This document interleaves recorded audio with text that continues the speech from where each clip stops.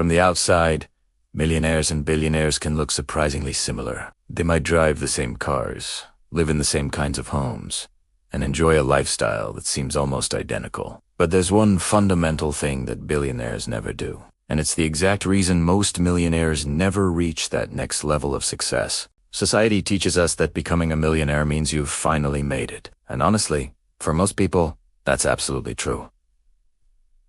It's a huge achievement, but here's the uncomfortable truth that nobody talks about.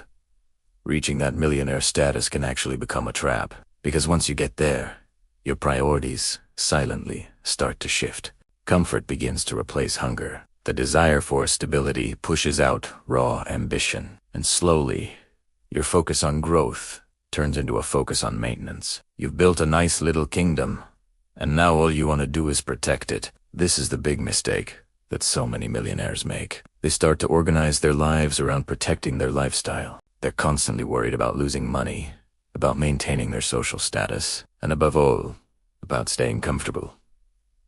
Their internal monologue changes. They start asking questions like, what's the safest investment I can make? Or how do I avoid any and all risk? And how do I just keep what I've already built? Now, on the surface, this mindset sounds incredibly smart and responsible. It feels like the right thing to do, but it's exactly where progress grinds to a halt. Billionaires, on the other hand, play a completely different game. They never, ever organize their lives around comfort. They don't optimize for safety. They optimize for two things: control and scale. A billionaire is willing to strategically risk their reputation, their capital, and their stability. I'm not talking about being reckless. I'm talking about being strategic. They understand something that most people miss.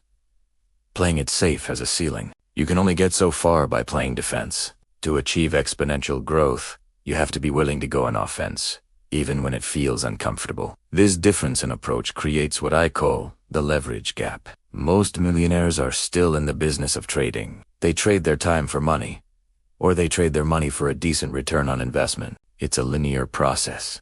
Billionaires, however, focus on building leverage. They build leverage in their businesses, in media, in technology, and in distribution networks. Instead of just trying to earn more, their primary focus is on owning more. They want to own the systems, the platforms, and the infrastructure. This single shift in focus from earning to owning is what creates those mind-blowing, exponential results. So why is this so hard for most people to accept? It comes down to a simple psychological barrier. Losing $1 million feels incredibly painful and tangible. You can see it disappear from your bank account.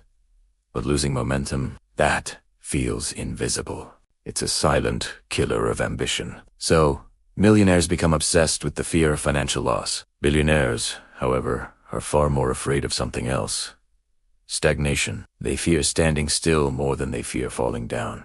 That deep-seated fear of stagnation is what drives them to keep pushing forward, to keep building, and to keep taking calculated risks, even when the next step looks uncertain. If you look closely at the world's biggest fortunes, you'll see this pattern everywhere. These empires were not built by saving a little harder, or by diversifying into 100 different safe assets, or by constantly playing defense. They were built on 3 pillars: ownership, scale, and control over entire systems. Billionaires don't just chase opportunities that already exist. They create environments where new opportunities are naturally drawn to them. They build the forest, and the animals come. Now, you don't need to have billions of dollars to apply this powerful lesson to your own life. The next time you're making a decision, ask yourself a few simple questions. Am I trying to protect my comfort, or am I trying to build leverage? Am I playing defense with what I have, or am I playing offense to create something bigger?